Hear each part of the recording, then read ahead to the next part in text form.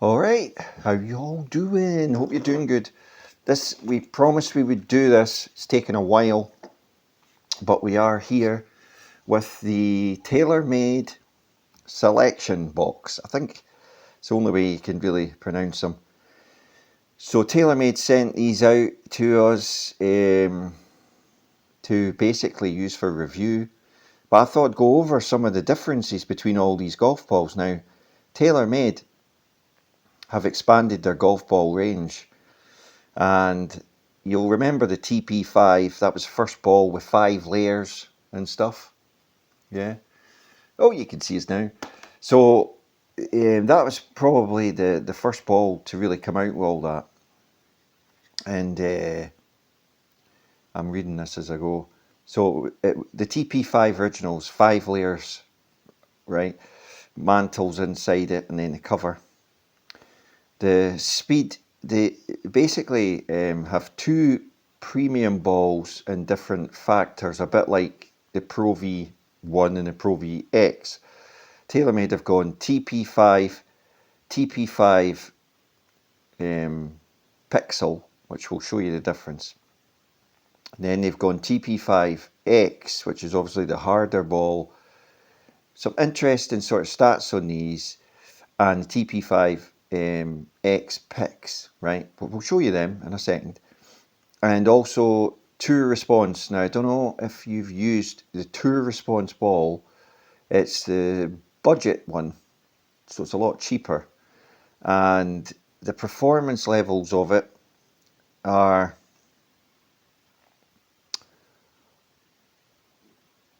surprising, right? Surprising. And we'll get back to that in a second. Right, so obviously when you look at these golf balls, right, we'll take the TP5 first. So speed off the driver, this is rated out of 5, right, so they've got 4. Driver spin, 3. Now keep that in mind. Wedge spin, 5. Feel, 3. Flight, as in trajectory, so that's probably like on the lower side because it's 2. And then visual tech, so it's kind of like there's some visual tech, not a lot. Obviously when you go in the pics, the visual tech's there with the pics, we'll show you that. But compare it to the X, speed goes faster, so the harder the ball, the faster it's coming off the club, basically. And driver spins down to 2, so it's lower than the TP5. So you need to take the spin factor into account. You may well need spin on your driver with your ball to actually keep your ball in the air to get maximum carry distance, right? So wedge spin is down on the harder ball, which you'd expect. But again, if you're someone who spins the ball tremendously, like just with the way you deliver the club, you're looking for a ball with less spin. So this is where it gets a bit odd. So if you go to tour response, speed's 3, driver spin is 1, so it's exceptionally low spinning, and the wedge spin's even low, so it's 3. Feels a 4, flight's a 4, so it's a lot higher than any of these other balls. And obviously the visual tech side of it, well, we'll get into that, because visual tech side is really what we're all here for. So obviously we'll start with the premium sort of balls first, right? TP5s, right? You've probably all hit a TP5. Some of you will like them. Some of you will think like me when I hit it. Absolutely too soft for me. And it spins too much. But that's because I deliver the club the way I deliver it. Now, if we go to the TP5X, but we'll open the TP5X pics. That to me is an ingenious way of making your golf ball move differently or roll differently, or visually on the greens you'll see this moving more, right? That's their idea of helping the golfer. So some of you won't like it because it's a bit confusing when you look at the alignment line. You know, if you put an alignment line on your ball, you might think that's overly confusing. So there is a normal ball, which is just a TP5X, which is harder and doesn't spin as much, and visibly is better for me, like on a plus, like where I hit it, that's it sort of thing, right? Again, most people buy golf balls based on purely budget. So the tour response ball is an interesting one. That's, like I say, if you spin the ball, this is good because it's low spin but soft feel. So it's a real good hybrid between the two premium balls and a budget ball. But here's the one thing they did, which I think they've changed, and I'll show you why they've probably changed it. I did try these, like a lot of people. I quite liked them, but you'll see in a minute, it's a bit polaring. Right, that, you're either going to like that, or you're going to think, no. Because when it's on the green, right, there's really only one way you can set it, and that's that way. And then you start seeing it rolling, it can roll a bit, right? Very difficult to put an alignment line on that as well. And I know you could argue that is actually an alignment line. But apparently TaylorMade have sort of edited this design. So imagine that green part there wasn't green, it's just pure white now, and the outer edge is a black sort of solid line, and there's an alignment line in the middle. So that's where they're going with this idea. You can still probably get the different colours because there was loads of different colours. Don't know if they sent, no, they've just sent 2 green ones here. I tried them, and to hit them and all the rest of it is a great feel, but the putting aspect, it didn't work for me. And also, say you were on a short chip shot, right? Obviously your ball's lying at some weird bizarre angle, right, on the ground, and you're trying to hit a finesse chip shot. Yeah, that got a little bit, it annoyed me. So if I was going to use the tour response, I would go with the tour response that's just plain. I think for a 2-piece ball, you're getting under 30 quid for a dozen, and prices will vary. You can obviously get them in pro shops, online stuff, right? For a 2-piece ball, that's quite incredible how that feels and performs. And if you look at the graphics on it as well, like with the red 3 and the way they've marked that ball up, it doesn't look like a budget ball. The alignment line, if you put a line on that, you know, they've made it look like a tour ball.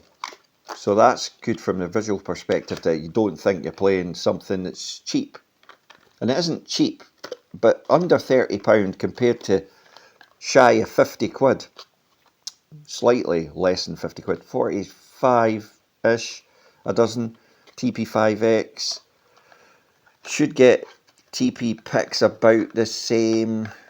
But if you shop online again, you can pick up some bargains on them. And the original TP5s, I've seen them reduced because, like me and like loads of you out there, a lot of you can't get on with the whole, they just are so soft, right? It's hard to explain how soft they are, but they really are soft. Now, I'm just trying to double check if the tour response is... You know, it's borderline if it's 2-piece, right, or if it's 3-piece, and I'll tell you why. There's an inner core which is huge, then there's a small tiny outer core, and then the cover. So are we counting the cover as a layer? If we are, it's 3-piece. If we're not, it's 2-piece. So obviously the thing about the TP5 balls was the fact that they were 5-piece, right? So there's an inner core, then there's another 1, 2, 3. 1, 2, 3, 4. Yeah, they're counting the cover. So, yeah, technically, the tour response is 3-piece. And the other ones are the 5-piece. So there's a ball there that you could definitely use. And it's up to you, really. Like, I mean, visually, does that put you off? I mean, that certainly puts me off. The stripe. I just can't use it, right? The picks, to be honest, I need to give the picks another outing. But for me, the winner, hands down,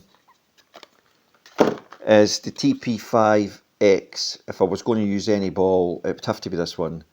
Because it spins less off the driver. It's a lot harder. It feels harder. Now, here's a thing about feel. When you're putting, the biggest thing is how does it feel off the putter? These give a nice click.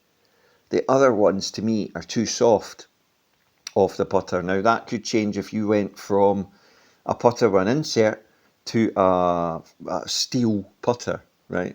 Because then your click would be different. So there's you can see the computations for picking a ball is really tricky. See if we can get these back in this packet while I'm talking. So picking a ball, getting fit for a ball, that's key. You know, people say you can save shots by getting fit for a ball. I quite believe that to be the case now, because there's just TaylorMade's selection, and then you've got all the other manufacturers. Titleist, they're about the same. Mental, how many balls? Wilson, Staff, unbelievable. Bridgestone, jeez. I mean, they make so many golf balls these days that the choice, obviously, for 90% of us, the choice comes down to, okay, we want to play a good ball, but budget's there. Budget, you know. 50 quid for a dozen Pro VXs and stuff, you know, and these premium ones are about the same, 46, 45. You obviously can get them cheaper online. If you buy multi-pack deals, then you get them cheaper. But obviously, you need to make sure it's the right ball. And then you need to store golf balls correctly. In a cool, dark place that's an ambient temperature. So it doesn't get too hot and it doesn't get too cold. That way, your golf balls stay fresh. Because the last thing you really want to do is extreme temperatures, either cold or hot. So if you keep them in your car boot, they'll go off. And if, you know, that was a question. If I bought like 3 dozen and I didn't use them, I kept them for 3 years, what would happen? Well, new golf balls would come out. And obviously, the speed we lose them at, that probably wouldn't be a problem. So, but the pros, they can change their golf ball every hole. Or if they come out a bunker, they're changing it. So that could be every third hole. I mean, if they get a bogey, they change their ball. I mean, Ian Poulter's classic example of that.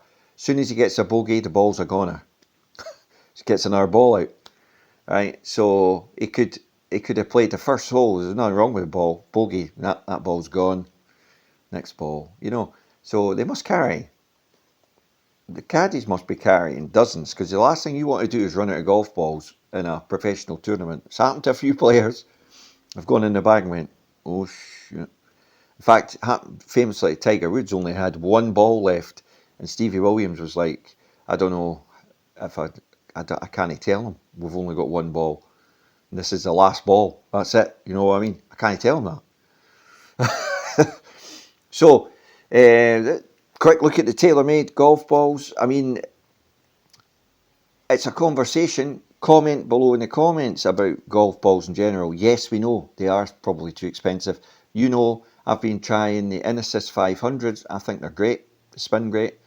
They hit, feel great, putt great, chip great. They do everything that a premium ball does, but only $19.99 a dozen. In fact, they're actually reduced. I got them at $17.99 for a dozen.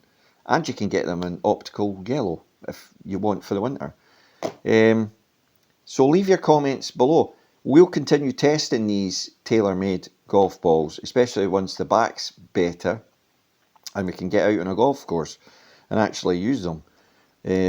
I obviously have used 3 of them. I haven't used the rest, so I can't really give a definitive review, but I'll probably do on-course testing as well, comparing them against, say, the Genesis 500.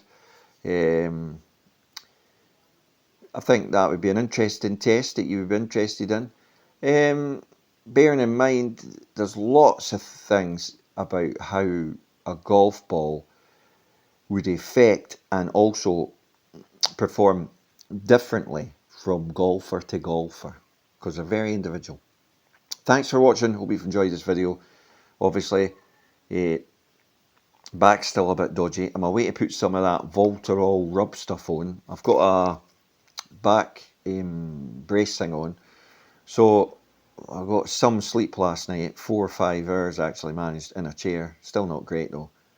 So see you all soon. Thanks for watching. Hope you can subscribe to the channel. You're helping the charities, because all the ad revenue goes there. Thanks again for watching, and see you all soon.